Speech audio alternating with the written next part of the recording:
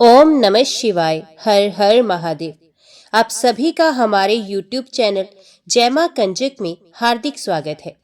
आज की वीडियो में आप सुनेंगे फाल्गुन मास महात्म्य के अध्याय 3 की कथा।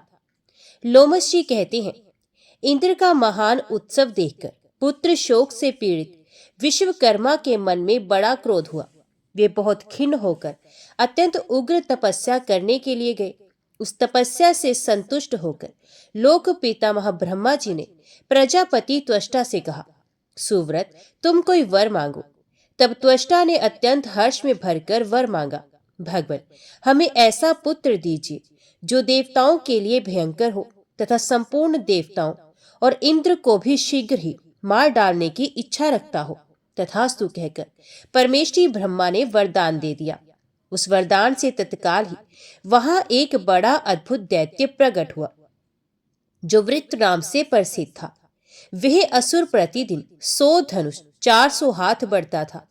पूर्व काल में अमृत मंथन के समय देवताओं ने जिन दैत्यों को मार डाला था और शुक्राचार्य ने पुनः जिन्हें जीवित कर दिया था, उनमें से राजा बलि को छोड़कर शेष सभी दैत्य पाताल से निकलकर वृत्तासुर के पास चले आए। पाताल से आए हुए असुरों के साथ वृत्तासुर ने अकेले ही अपने विशाल शरीर द्वारा संपूर्ण भूमंडल को ढक लिया। उस समय उससे पीड़ित हुए तपस्वी ऋषि तुरंत ब्रह्मा जी के पास गए और उन्होंने अपनी सारी कष्ट कथा कह सुनाई। तब ब्रह्मा जी ने गंधर्वों, मृदगणों तथा इंद्रादि देवताओं से विश्वकर्मा क्या करना चाहते हैं ये बताया और कहा, विश्वकर्मा ने बड़ी भारी तपस्या करके तुम सब लोगों का वध करने के लिए अत्यंत तेजस्वी वृत्तासुर को उत्पन्न किया है। वह सब दैत्यों का महान अधीश्वर बना हुआ है। अब तुम लोग ऐसा प्रयत्न करो जिससे वे तुम्हारे द्वारा मारा जा सके। ब्रह्मा जी का ये वचन सुनकर इंद्र आदि देवताओं ने कहा, भगवान, जब हमारे ये इंद्र ब्रह्मत्या से मुक्त होकर स्वर्ग के सिंहासन पर बिठाए गए, उस समय हम लोगों के द्वारा एक ना करने योग्य कार्य हो गया है। अब उस भूल के दुष्परिणाम से पार पाना हमारे लिए कठिन है। भूल ये हुई है कि हम अज्ञानियों ने अपने अनेक प्रकार के अस्त्र शस्त्र महर्षि दधीचि के आश्रम में रख दिए थे। उन शस्त्रों के बिना इस समय हम क्या कर सकते हैं।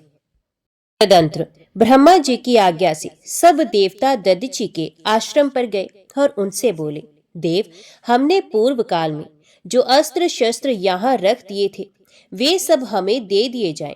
ये सुनकर दधीचि ने हंसते हुए कहा, बड़भागी देवताओं, आपके उन अस्त्रों को बहुत काल से यहाँ व्यर्थ रखा हुआ जानकर मैंने सबको पी लिया। उनकी ये बात सुनकर देवता बहुत चिंतित हुए और पुनः ब्रह्मा जी के पास लौटकर मुनि की सब बातें कह सुनाई। तब ब्रह्मा जी ने सबके अभिष्ट कार्य की सिद्धि के लिए देवताओं से कहा, तुम लोग दधीचि से उनकी हड्डियां ही मांगो, मांगने पर वे दे देंगे, इसमें तनिक भी संशय नहीं है। ब्रह्मा जी की बात सुनकर इंद्र बोले, वृत्तासुर नामक जो दैत्यराज है उसे विश्वकर्मा ने उत्पन्न किया है, अतः वे ब्राह्मण ही है। यद्यपि वे निरंतर अत्यंत क्रूरतापूर्ण कर्म करने वाला है, तथापि ब्राह्मण होने के कारण मैं उसका वध कैसे कर सकता हूँ। इंद्र की बात सुनकर ब्रह्मा जी ने अर्थशास्त्र को प्रधानता देने वाली युक्ति से उन्हें समझाया और इस प्रकार कहा, देवराज, यदि कोई आतताई मारने की इच्छा से आ रहा हो तो वह तपस्वी ब्राह्मण ही क्यों ना हो, उसे अवश्य मार डालने की इच्छा करे। ऐसा करने से वे ब्रह्म हत्यारा नहीं हो सकता। ब्रह्मा जी का ये वचन सुनकर इंद्र ने कहा, भगवान, दधीचि के वध से निश्चय ही मेरा पतन हो जाएगा। उस ब्राह्मण की हत्या से सभी तरह के महान पाप अपने को लगेंगे। अतः हमें ब्राह्मणों का अनादर नहीं करना चाहिए। परम धर्म अदृष्ट रूप है। विज्ञ पुरुष को उचित है कि वह श्रेष्ठ विधि के अनुसार मनोयोग पूर्वक उस धर्म का पालन करे। इंद्र के निस्पृह वचन सुनकर ब्रह्मा जी बोले, देवेंद्र, तुम अपनी बुद्धि के अनुसार बर्ताव करो और शीघ्र ही दधीचि के पास जाओ। कार्य की गुरुता को दृष्टि में रखकर दधीचि की हड्डियां मांगो।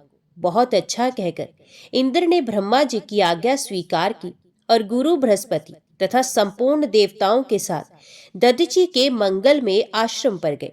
वह आश्रम नाना प्रकार के जीव जंतुओं से संयुक्त होने पर भी पारस्परिक वैर भाव से रहता।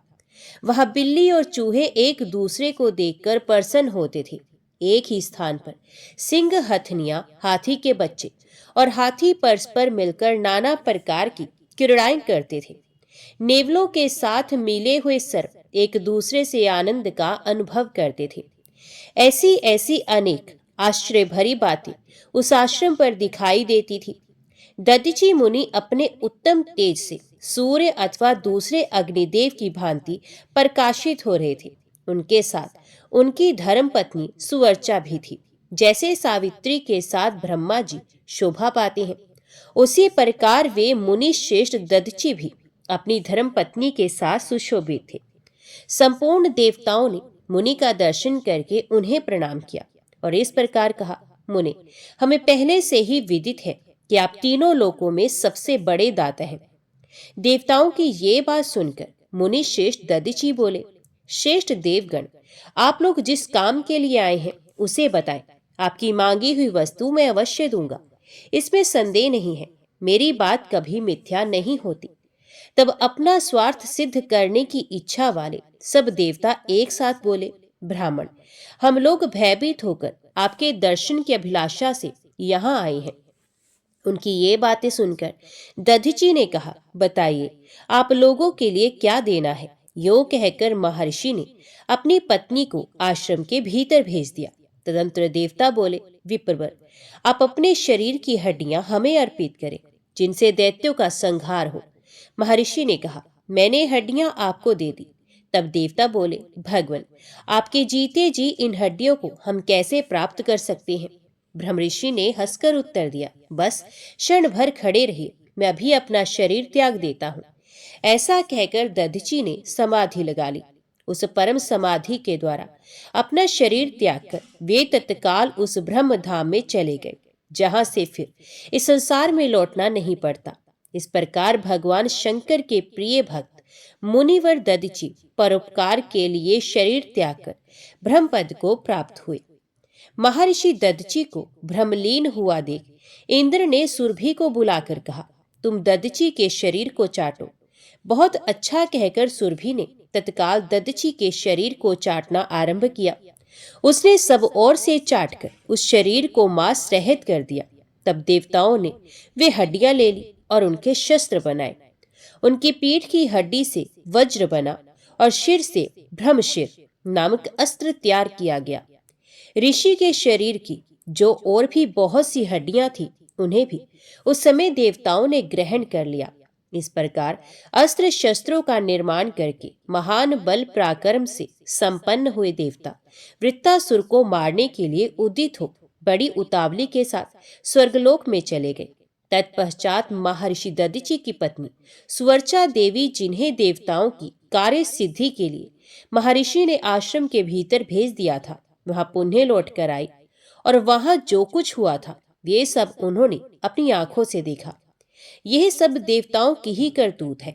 ऐसा जानकर उस सती साध्वी सुवर्चा के मन में बड़ा क्रोध हुआ। उन्होंने अत्यंत रुष्ट होकर शाप देते हुए कहा, देवता आज से संतानहीन रहे। तपस्विनी सुवर्चा ने इस प्रकार देवताओं को शाप दे दिया और स्वयं एक पीपल वृक्ष के मूल भाग में बैठकर रोदन करने लगी। इसी समय उनके उदर से महात्मा दधीची के पुत्र महातेजस्वी पिप्पलाद प्रकट हुए। माता सुवर्चा प्यासी आंखों से पुत्र पिप्पलाद की ओर देखती हुई हंसकर बोली, महाभाग, तुम दीर्घ काल तक इस वृक्ष के ही समीप रहना। तुम मेरे आशीर्वाद से शीघ्र ही ऋषियों में श्रेष्ठ स्थान प्राप्त करोगे। अपने पुत्र के प्रति ऐसा कहकर साध्वी सुवर्चा श्रेष्ठ समाधि लगाकर पति के समीप चली गई। इस प्रकार उन्होंने पति के साथ सत्यलोक प्राप्त किया। इधर वे देवता लोग अस्त्र शस्त्रों का निर्माण करके युद्ध के लिए उत्सुक हो दैत्यों के सामने गए। इंद्र आदि देवता महान बल और पराक्रम से युक्त थे। वे गुरु बृहस्पति को आगे करके भूमि पर आकर मध्य देश में ठहरे। उन सबके पास बड़े उत्तम शस्त्र थे। इंद्र आदि देवताओं को आया हुआ सुनकर महातेजस्वी वृत्तासुर दैत्य वृंद के साथ उनके समीप गया। महेंद्र ने उस सम्रांगण में महादैत्य वृत्तासुर को देखा। देवताओं और दानवों का एक दूसरे की ओर दृष्टिपात बड़ा अद्भुत था। उनमें वैर भाव बहुत बड़ा हुआ था। वे एक दूसरे को मार डालने की इच्छा से अत्यंत क्रोध में भरकर अद्भुत स्वर में गर्जना करने लगे। देवताओं और दानवों की उस युद्ध में बजाए जाने वाले भयानक बाजे बड़ी गंभीर ध्वनि में सुनाई देते थे। उस युद्ध में समस्त चराचर जगत महान भय के कारण अचेत हो गया। उस समय नमुची नामक दैत्य इंद्र के साथ युद्ध करने लगा। देवराज इंद्र ने बड़े वेग से उस दैत्य पर वज्र का प्रहार किया, परंतु वज्र के आघात से भी नमुची का एक रोम भी ना टूट सका। तब इंद्र ने नमुची पर गदा मारी, किंतु वे गदा भी चूर चूर हो गई। ये देख इंद्र ने एक बहुत बड़े शूल से उस दैत्य पर प्रहार किया। नमुची के अंग का स्पर्श होते ही उस शूल के सैकड़ों टुकड़े हो गए। इसी प्रकार नमुची ने भी हंसते हुए अनेक प्रकार के शस्त्रों से देवताओं को मारा, परंतु इंद्र पर प्रहार नहीं किया। उस समय इंद्र मौन होकर बड़ी भारी चिंता में डूब गए। इसी बीच में उस महाभयानक संग्राम के भीतर इंद्र को संबोधित करके आकाशवाणी हुई, महेंद्र, यही दैत्य देवताओं के लिए बड़ा भयंकर और घोरतर है।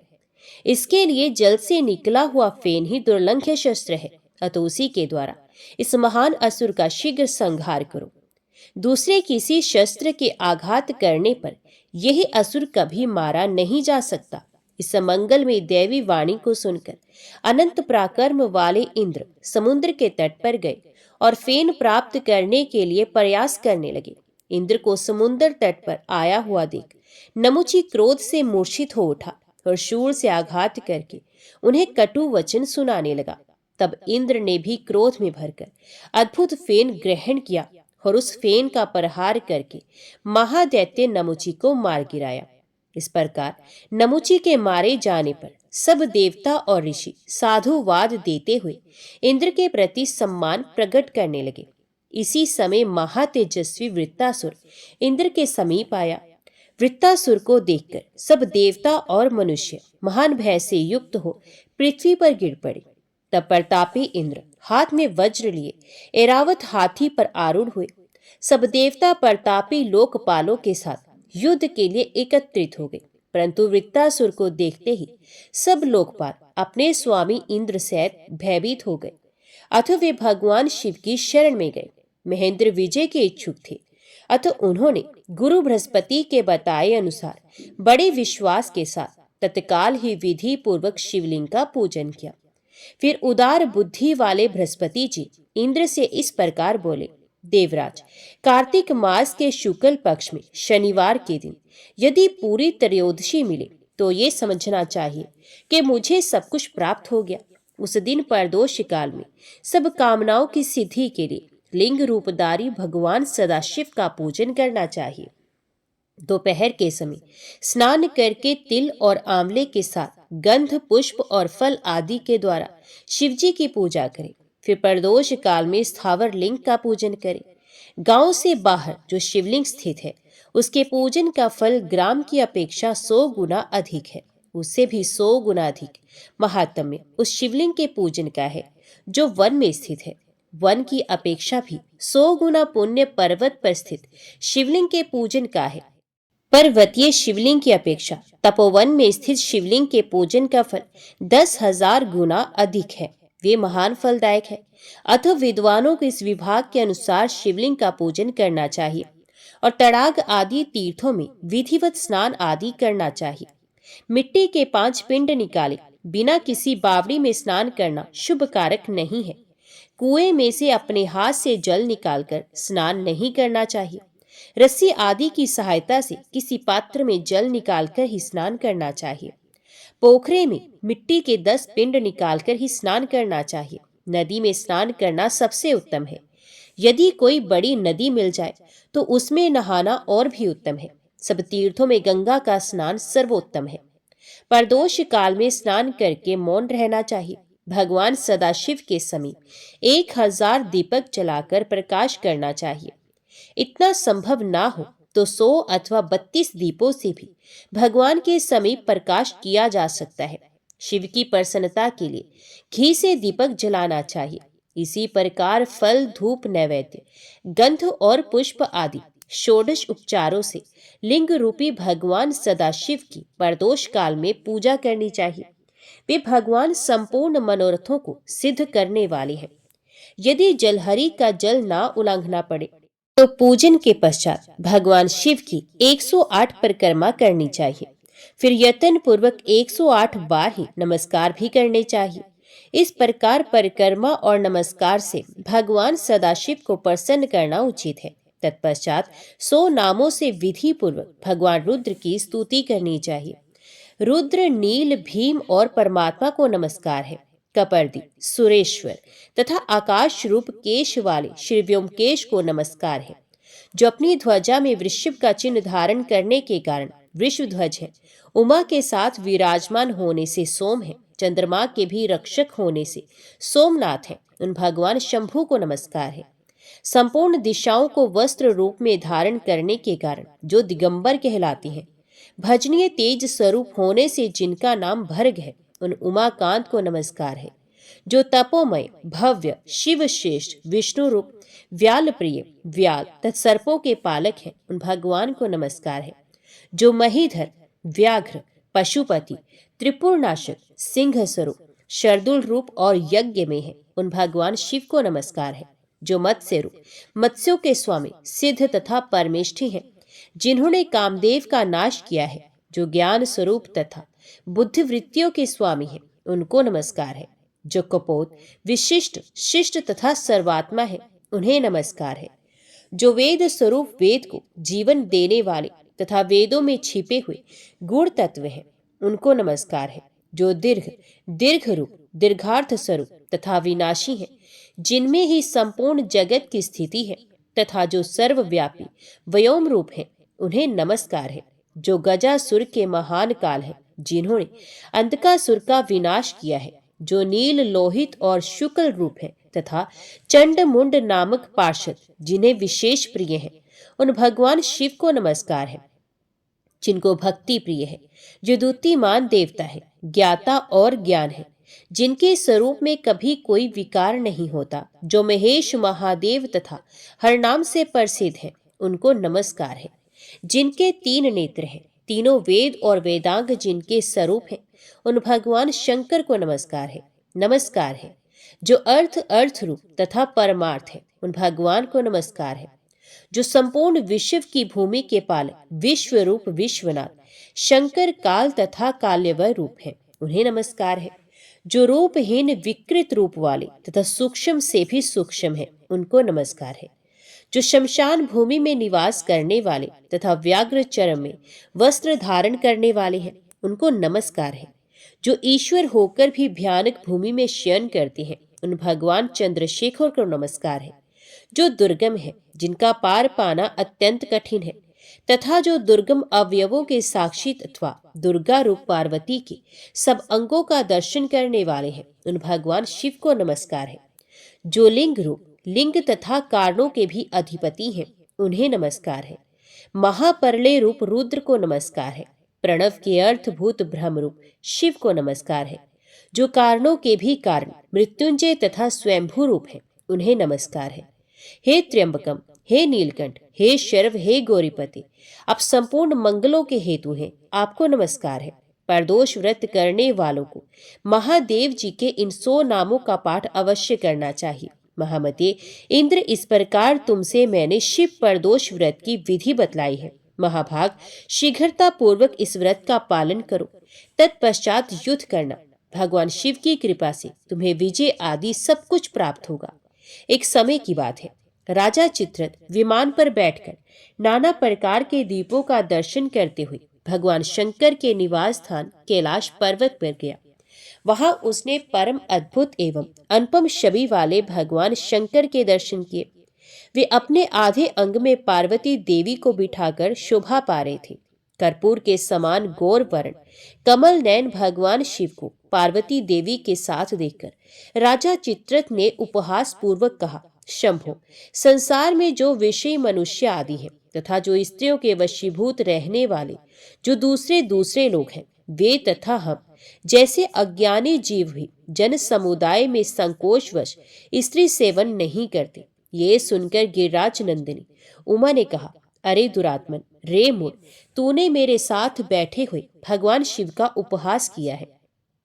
अतः इस कर्म का फल तू शीघ्र ही देखेगा। जो समता युक्त चित्त वाले साधु पुरुषों का उपहास करता है, वह देवता हो या मनुष्य, उसे अधम से भी अधम जानना चाहिए। तू देवता और द्विज दोनों की श्रेणी से बहिष्कृत है। अपने को बड़ा ज्ञानी मानने वाले तुझ अधम को आज मैं दैत्य बनाए देती हूँ। देवी पार्वती के इस प्रकार शाप देने पर राजाओं में श्रेष्ठ चित्र सहसा स्वर्ग से नीचे गिर पड़ा। वही इस समय आसुरी योनि में आकर वृत्तासुर के नाम से प्रसिद्ध हुआ है। विश्वकर्मा की भारी तपस्या से युक्त होने के कारण इस समय वृत्तासुर अजय बतलाया जाता है। इसलिए तुम प्रदोष काल में विधि पूर्वक भगवान शंकर की पूजा करके देवताओं का कार्य सिद्ध करने के लिए महादैत्य वृत्तासुर का वध करो। गुरु बृहस्पति की ये बात सुनकर इंद्र ने कहा, भगवान, इस समय मुझे इस प्रदोष व्रत के उद्यापन की विधि बताइए। बृहस्पति जी ने कहा, कार्तिक मास आने पर शनिवार के दिन यदि पूरी त्रयोदशी हो तो यह व्रत की सिद्धि के लिए ग्रहणीय है। आज वह तिथि स्वत प्राप्त है। इसमें चांदी का वृषभ बनाना चाहिए। उस वृषभ की पीठ पर सुंदर सिंहासन रखना चाहिए। उस सिंहासन पर उमाकांत भगवान शिव की स्थापना करनी चाहिए। भगवान के 3 नेत्र, 5 मुख और 10 भुजाएं हों। उनके आधे अंग में सती साध्वी पार्वती का निवास हो। इस प्रकार उमा और महेश्वर की स्वर्ण में प्रतिमा बनवानी चाहिए। उस प्रतिमा को वृषभ की पीठ पर वस्त्र से ढके हुए तांबे के पात्र में स्थापित करके रात्रि में श्रद्धा और विधि के साथ जागरण करना चाहिए। पहले यत्न पूर्वक प्रतिमा को पंचामृत से स्नान कराना चाहिए। देवराज, मैं पूजा के मंत्र बतलाता हूँ, सुनो। दुग्ध के स्नान कराने का मंत्र। गाय के दूध में निवास करने वाले देवेश, देव देवेश्वर, परमेश्वर, मैंने गाय के दूध से आपको स्नान कराया है, कृपया इसे स्वीकार करें। दधि स्नान मंत्र। महादेव जी, मैं दही से आपको स्नान करवा रहा हूँ। मेरे द्वारा समर्पित ये दधि स्नान आप स्वीकार करें तथा आज मुझ पर निश्चय ही अत्यंत प्रसन्न हो। घृत स्नान मंत्र। देव, अब मैं घी से आपको स्नान करा रहा हूँ। मेरे द्वारा आपकी प्रसन्नता के लिए श्रद्धा पूर्वक समर्पित ये घृत स्नान आप अंगीकार करें। मधु स्नान मंत्र। देवेश्वर, आपके संतोष के लिए मेरा दिया हुआ ये मधु आप ग्रहण करें तथा मेरे लिए शांतिदायक बने। शर्करा स्नान मंत्र। देव देवेश्वर, मैं मिश्री या शर्करा से आपको स्नान करा रहा हूँ। प्रभु, श्रद्धा पूर्वक दी हुई इस मिश्री को आप स्वीकार करें तथा मुझ पर भली भांति प्रसन्न हो। इस प्रकार पंचामृत द्वारा भगवान वृषभध्वज को स्नान कराना चाहिए। तत्पश्चात बुद्धिमान पुरुष तांबे के अर्घ पात्र द्वारा अर्घ प्रदान करे। अर्घ का मंत्र है, उमा वल्लभ प्रभु, आप इस अर्घ द्वारा पूजन करने योग्य हैं। भगवान शंकर, मेरे दिए हुए अर्घ को आप ग्रहण करें और मुझ पर प्रसन्न हो। पादम मंत्र। देव देवेश्वर, मेरे द्वारा आपको समर्पित गंध पुष्प युक्त ये पादम पांव पखारने के लिए जल आप ग्रहण करें तथा प्रसन्न होकर मेरे लिए वरदायक बने। आसन समर्पण मंत्र। प्रभु, मैंने आपके संतोष के लिए कुश निर्मित आसन समर्पित किया है। देवेश्वर, आप मेरे लिए सदा वरदायक बने रहे। आचमन मंत्र। प्रभु विश्वेश्वर, मैंने आपको ये आचमन मंत्र जल समर्पित किया है। परमेश्वर, आप इसे ग्रहण करें और आज मुझ पर प्रसन्न हो। यज्ञोपवीत मंत्र। प्रभु, ये स्वर्ण रंग का पीत यज्ञोपवीत मैंने आपकी सेवा में प्रस्तुत किया है। ये ब्रह्म ग्रंथि से युक्त है तथा ब्रह्म कर्म में लगाने वाला है। वस्त्र मंत्र। महादेव जी, मैंने ये चादर सहित परम सुंदर वस्त्र आपको भेंट किया है। आप इसे ग्रहण करें और मुझे आयु प्रदान करें। चंदन मंत्र। देव शंभु, मैंने आपको बड़ी भक्ति से सुगंधित चंदन समर्पित किया है। सबके जन्मदाता भगवान शिव, आप मुझे उत्तम गंध से युक्त करें। धूप मंत्र। परमेश्वर, सब प्रकार की औषधियों से संपन्न तथा बहुत सी विशिष्ट बनी हुई ये धूप आपकी सेवा में समर्पित है। मेरी शांति के लिए आप इसे ग्रहण करें। दीप मंत्र। शंभो, मैंने घी से जलाया हुआ ये उत्तम दीप आपकी सेवा में प्रस्तुत किया है। देवेश्वर, आप इसे ग्रहण करें और मेरे लिए ज्ञानदाता बने। आरती मंत्र। परमेश्वर, मेरी दी हुई ये दीपमाला आप ग्रहण करें तथा इस आरती उतारने से संतुष्ट होकर आप मुझे तेज प्रदान करें।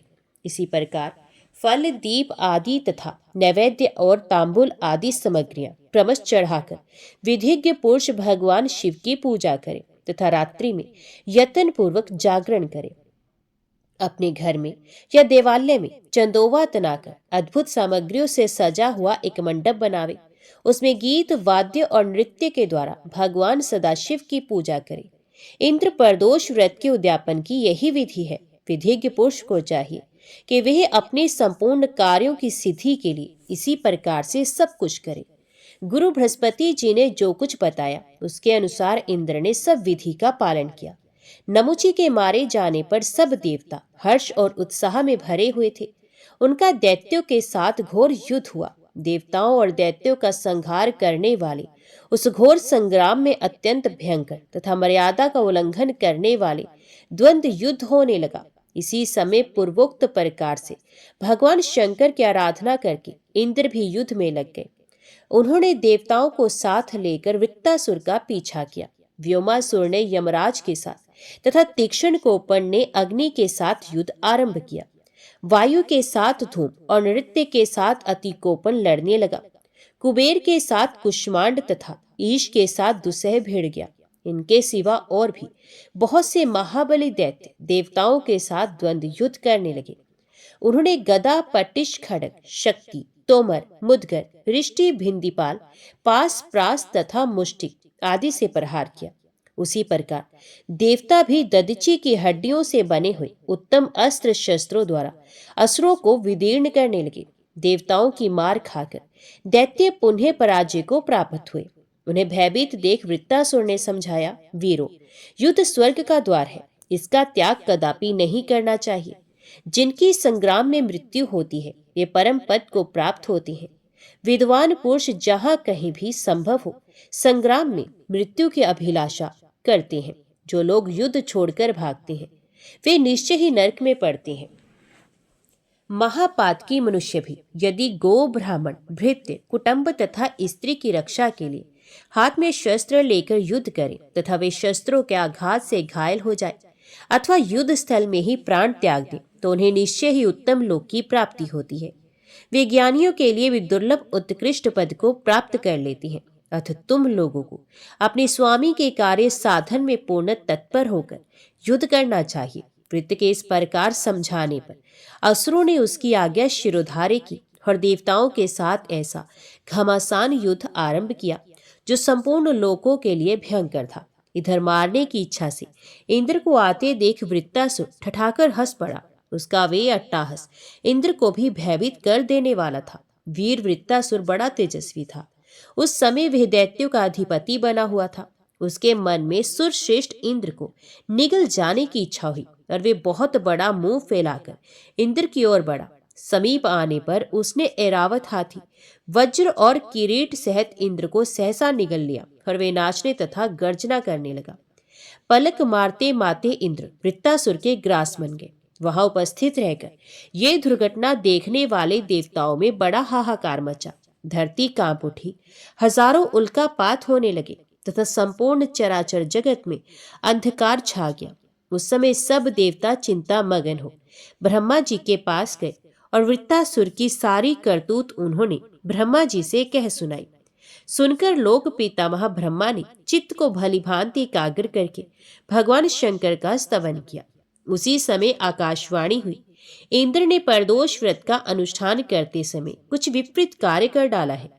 जो मूर्ख शिव निर्माल्य, अर्घा, शिवलिंग की छाया तथा देव मंदिर का उल्लंघन करते हैं वे शिव गणों में प्रधान चंडेश के द्वारा दंडनीय है। इसमें तनिक भी संदेह नहीं। इसलिए लिंग पूजन पूर्वक प्रदक्षिणा और नमस्कार करने से अवश्य कल्याण होता है। ऐसी उत्तम बुद्धि रखकर प्रयत्न पूर्वक लिंग पूजन करना चाहिए। कनेर, मदार, भटकटैया, धतूर, शतपत्र, अमलतास, पुन्नाग, मौलसिरी, नागकेसर, नीलकमल, कदम, आक तथा नाना प्रकार के कमल आदि पुष्प तीनों काल में सदा पवित्र जानने चाहिए। चमेली, बेला, सेवती, श्याम पुष्प, कुटज, कर्णिकार, कुसुम, लाल कमल ये पुष्प विशेषत सायंकाल में शिवलिंग पूजन के लिए श्रेष्ठ बताए गए हैं। कमल के फूल तीनों काल में पवित्र माने गए हैं। रात्रि में केवल कुमुद के फूल विशेष पवित्र बताए गए हैं। इस प्रकार पूजा भेद को जानकर शिवलिंग का पूजन करना चाहिए। विधि के पुरुषों को शिवालय में सदा शास्त्रीय विधि का पालन करना चाहिए। शिवलिंग और नंदिकेश्वर के बीच में होकर अथवा अर्घांतर की परिक्रमा नहीं करनी चाहिए। यदि कोई करता है तो पाप का भागी होता है। इस इंद्र ने राज स्वभाव का आश्रय लेकर वैसी ही प्रदक्षिणा की है जिसका के निषेध किया गया है, इसलिए इसका किया हुआ सब कुछ निष्फल हो गया। और यही कारण है कि आज वृत्तासुर ने इंद्र को अपना ग्रास बना लिया है। देवताओं, अब तुम ही लोग महारुद्र विधान के अनुसार शिवलिंग पूजन करो, जिससे इंद्र शीघ्र ही छुटकारा पा सके। आकाशवाणी के कथन अनुसार देवताओं ने प्रतिदिन भगवान शंकर का पूजन और दशांश हवन आरंभ किया। तब देवराज इंद्र भगवान शिव के प्रसाद से सहसा वृत्तासुर का पेट फाड़कर बाहर निकल आए। हाथी, वज्र, किरीट और कुंडल सहित परम शोभा संपन्न महातेजस्वी इंद्र को देखकर सब देवता, गंधर्व, अप्सरा, यक्ष तथा ऋषि मुनि बड़े प्रसन्न हुए। देवताओं की दुधंबियां बज उठी, अनेक शंखों की ध्वनि होने लगी। इंद्र के संकट मुक्त होते ही समस्त देवलोक निवासियों में एक ही साथ महान हर्ष उल्लास छा गया। इंद्र जहां संकट मुक्त हुए थे वहां शची देवी भी आ पहुंची। महर्षियों ने शची के साथ इंद्र का अभिषेक किया तथा सबने यत्न पूर्वक उनके लिए पुण्य आवाहन वाचन किया। विप्रवरों, इस प्रकार जब महर्षियों ने इंद्र का अभिषेक किया तब इस पृथ्वी पर अधिकाधिक मंगल उत्सव होने लगे। इंद्र के वज्र से विदीर्ण किया हुआ वृत्तासुर का अत्यंत अद्भुत शरीर वहीं गिरकर मेरुगिरी के शिखर की भांति सुशोभित होने लगा। उसी भूमि में ब्रह्म हत्या है जहां वृत्तासुर का भयानक शरीर गिरा था। गंगा और यमुना के बीच में जो भूमि है उसे अंतर्वेदी कहते हैं। वह पुण्य भूमि बताई गई है। वह लोक पावन भूमि सर्वत्र प्रसिद्ध है। वृत्तासुर के वध से उत्पन्न होने वाली ब्रह्म हत्या जिस देश में प्रविष्ट हुई वह पापी बताया गया है। उस मल भूमि में ही वृत्तासुर का महान मस्तक पड़ा था, जिसे इंद्र आदि देवताओं ने 6 महीनों में काटा है। इस प्रकार वृत्तासुर का वध करके इंद्र ने विजय प्राप्त की और वे शचीनाथ निर्भय होकर इंद्रासन पर विराजमान हुए। इसी बीच में दैत्यों ने पाताल निवासी राजा बलि के पास आकर इंद्र की सारी चेष्टाएं कह सुनाई। उनकी ये बात सुनकर उदार बुद्धि वाले विरोचन पुत्र बलि ने शुक्राचार्य से पूछा, भगवान, इंद्र किस प्रकार हमारे अधीन हो सकते हैं? तो शुक्राचार्य जी ने उत्तर दिया, दैत्यराज, तुम विश्वजीत नामक यज्ञ करो। यज्ञ के बिना कार्य सिद्ध नहीं होगा। ऐसा ही करूंगा। यो कहकर उनकी आज्ञा शिरोधार्य करने के पश्चात दैत्यराज बलि ने यज्ञ करने का विचार किया। बलि का हृदय बड़ा उदार था। उन्होंने यज्ञ के लिए जो जो पदार्थ आवश्यक थे उन सबका प्रयत्न पूर्वक संग्रह किया। महामना शुक्र ने वे महायज्ञ आरंभ कराया। यज्ञ की दीक्षा लेकर राजा बलि ने अग्निदेव को हविष्य से तृप्त किया। विधि पूर्वक यज्ञ कर्म द्वारा जब अग्निदेव को आहुति दी जा रही थी, उसी समय अग्नि में से बड़ा ही अद्भुत रथ प्रकट हुआ। उसमें से 4 घोड़े जुते हुए थे, अनेक ध्वजा फहरा रहे थे। वे महान कांतिमान रथ भांति भांति के शस्त्रों से संयुक्त और अनेकानेक अस्त्रों से अलंकृत था। रथ प्रकट होने के पश्चात शुक्राचार्य की आज्ञा लेकर बलि ने अवभृत स्नान किया। फिर उस रथ की पूजा करके राजा बलि उस पर आरूढ़ हुए और दैत्यों की सेना साथ लेकर इंद्र से युद्ध करने के लिए तत्काल ही स्वर्गलोक में जा पहुंचे। देवपुरी को दैत्य द्वारा घिरी हुई देख वे श्रेष्ठ देवता बहुत देर तक परस्पर विचार करके बृहस्पति जी से बोले, महाभाग, अब हम क्या करें? दैत्यों के प्रधान वीर युद्ध की इच्छा से यहाँ पहुंचे हैं। उनकी बात सुनकर बृहस्पति जी ने कहा, देवताओं, ये दैत्य लोग अभी अभी यज्ञ समाप्त करके शुक्राचार्य की आज्ञा लेकर यहाँ आए हैं। ये सभी इस समय तपस्या और पराक्रम के द्वारा अजेय हैं। गुरु का ये वचन सुनकर संपूर्ण देवता लज्जित हो गए। इंद्र की भी बुद्धि काम नहीं दे रही थी। वे गुरु की फटकार पाकर लज्जा युक्त और चिंता मगन हो गए। सब देवता भय से व्याकुल हो कश्यप जी के पवित्र आश्रम पर गए। वहां उन सबने माता अदिति से दैत्यों की सारी चेष्टाएं कह सुनाई। वे अप्रिय समाचार सुनकर पुत्र वत्सला अदिति ने कश्यप जी से कहा, महर्षि, देवताओं पर बड़ी भारी विपत्ति आई है। मेरी बात सुने और सुनकर उसके लिए कोई उपाय करें। प्रजापति, देवता अमरावती छोड़कर आपके आश्रम में आए हैं, आप उनकी रक्षा करें। अदिति की बात सुनकर कश्यप ने कहा, भामिनी, इस समय असुरों का क्षय बड़ी भारी तपस्या के द्वारा ही हो सकता है। देवताओं की कार्य सिद्धि बहुत शीघ्र नहीं हो सकती। महाभागे, मैं तुम्हारे मनोरथ की सिद्धि के लिए ये व्रत बतला रहा हूँ। शुभे, इसे प्रयत्न पूर्वक शास्त्रोक्त विधि के अनुसार करो। देवी, भाद्रपद मास में दशमी तिथि को मनुष्य संयम नियम के साथ पवित्रता पूर्वक रहकर भगवान विष्णु की प्रसन्नता के लिए एक भुक्त व्रत करे, एक ही बार भोजन करे। सुंदरी, भगवत भक्तों को चाहिए कि वे संपूर्ण मनोवांछित वरों की ईश्वर साक्षात श्री हरि की प्रार्थना करें। और प्रार्थना का मंत्र इस प्रकार है, हे नाथ, मैं आपका भक्त हूँ और दशमी से लेकर 3 दिन तक व्रत करना चाहता हूँ। विष्णु, इसके लिए आप मुझे आज्ञा दीजिए। इसी मंत्र से जगदीश्वर श्री हरि की प्रार्थना करनी चाहिए। एक ही बार भोजन करें।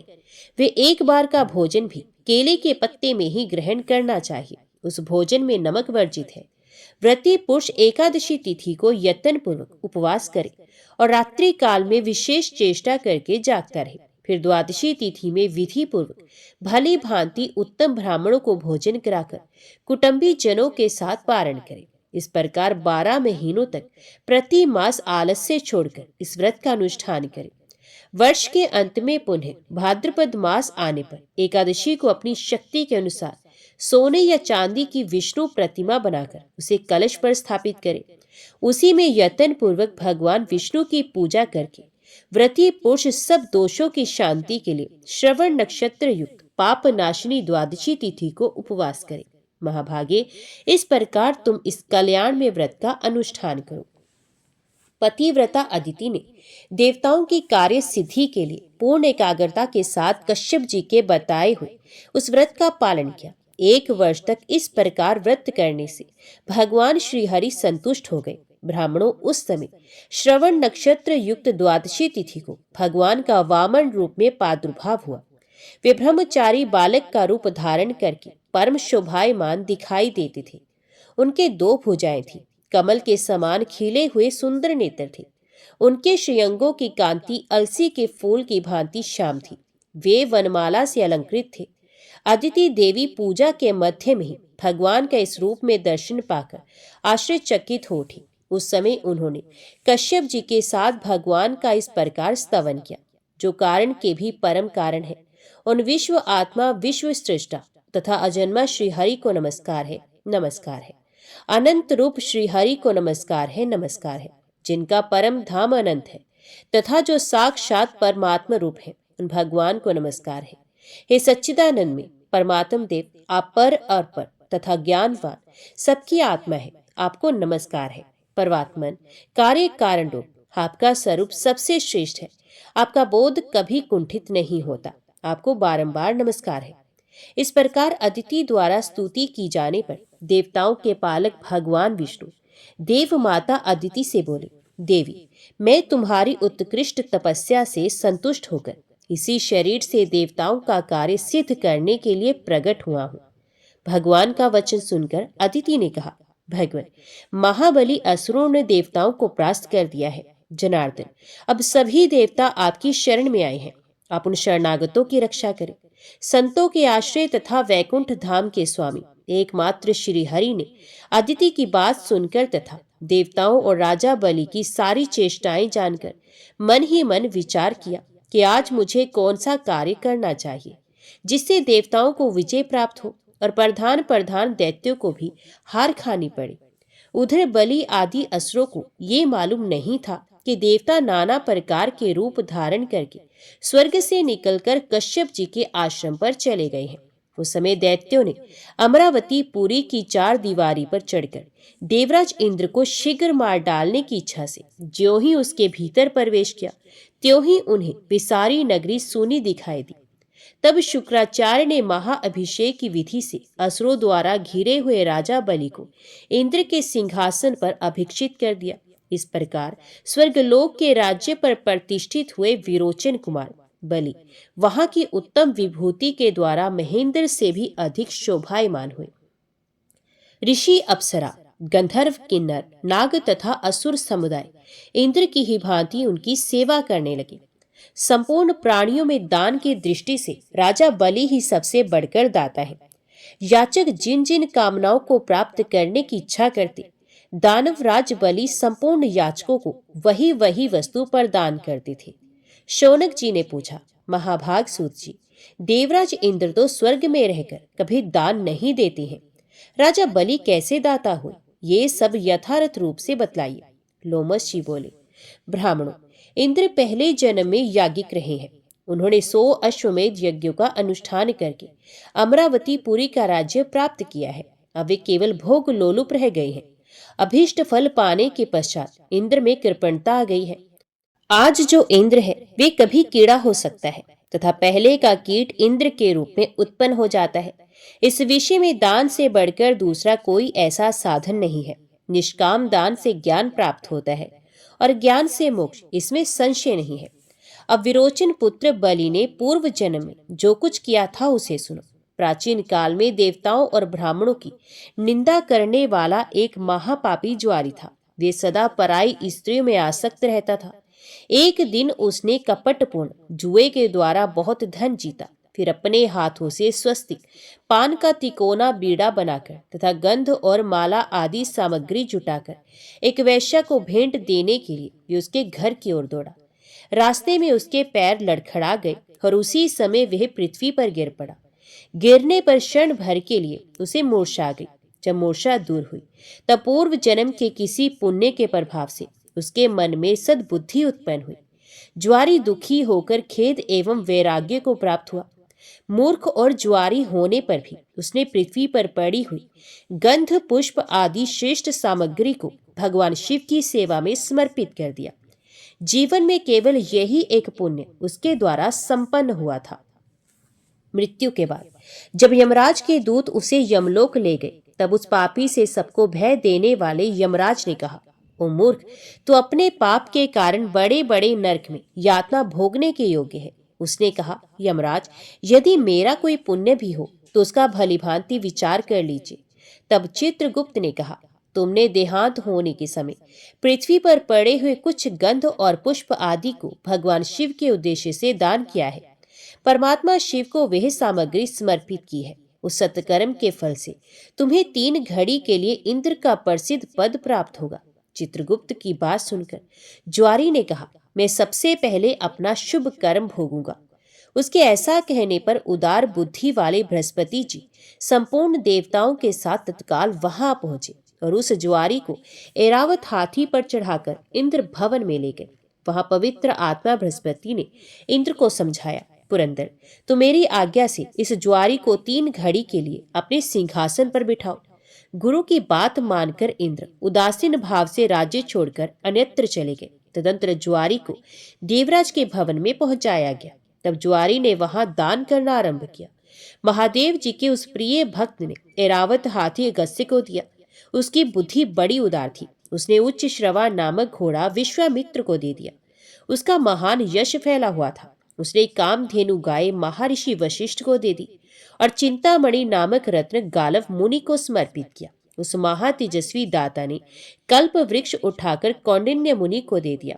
ज्वारी होकर भी वे बड़ा भाग्यशाली था। उसने भगवान शंकर की प्रसन्नता के लिए वैसे वैसे अनेक प्रकार के रत्न ऋषि मुनियों को सहर्ष दान कर दिए। जब तक 3 घड़ी पूरी नहीं हुई तब तक वे दान देता ही रहा। 3 घड़ी के बाद फिर वे स्वर्ग से चला गया। इंद्र अमरावती के सिंहासन पर बैठकर बृहस्पति जी से इस प्रकार बोले, गुरुदेव, ऐरावत हाथी दिखाई नहीं देता। यही दशा उच्च श्रवा नामक घोड़े की भी है। पारिजात आदि सभी पदार्थ किसी ने चुरा लिए हैं। तब बृहस्पति जी बोले, ज्वारी ने यहाँ आकर महान कर्म किया है। जब तक उसकी सत्ता रही है, उसके भीतर ही उसने आज ऐरावत आदि सभी वस्तुएं ऋषियों को दान कर दी है। बड़ी भारी सत्ता हस्तगत होने पर जो अस्वाधीन होते हैं और प्रमाद में ना पड़कर सदा भगवान शिव के ध्यान में तत्पर रहते हैं, वे ही भगवान शंकर के प्रिय भक्त हैं। वे कर्म फलों का परित्याग कर केवल ज्ञान का आश्रय ले परम पद को प्राप्त होते हैं। बृहस्पति जी का ये वचन सुनकर इंद्र ने पूछा, आचार्य, अब हमारा क्या कर्तव्य है? ये शीघ्र बतलाने की कृपा करें। बृहस्पति जी ने कहा, इंद्र, अपनी समृद्धि के लिए ये सारी बातें प्राय यमराज से कहनी चाहिए। ठीक है। ऐसा कहकर देवराज इंद्र गुरु बृहस्पति के साथ सहसा वहां से चल पड़े। अपना कार्य सिद्ध करने की इच्छा से जब इंद्र सैमनीपुरी में पहुंचे, तब यमराज ने उनका बड़ा सत्कार किया।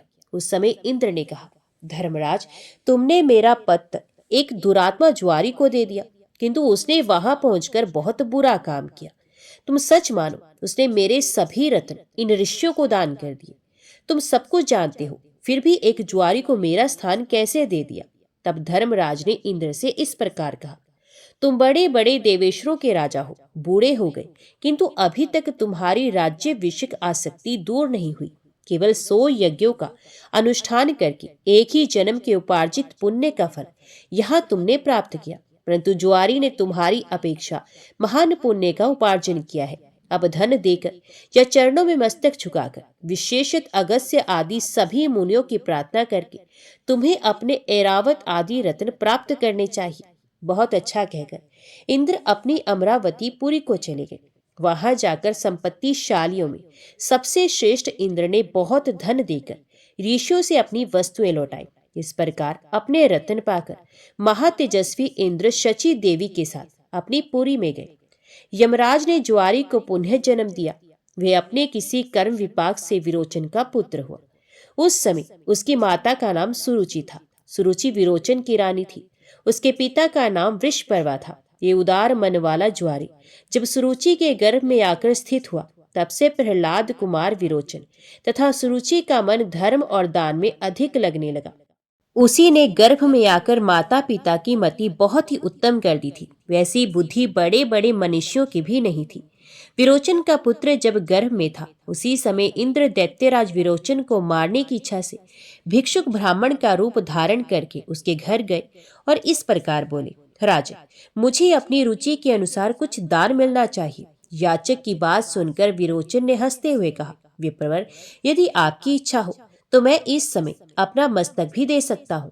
इसके सिवा ये अपना अकंटक राज्य भी आपको समर्पित कर दूंगा।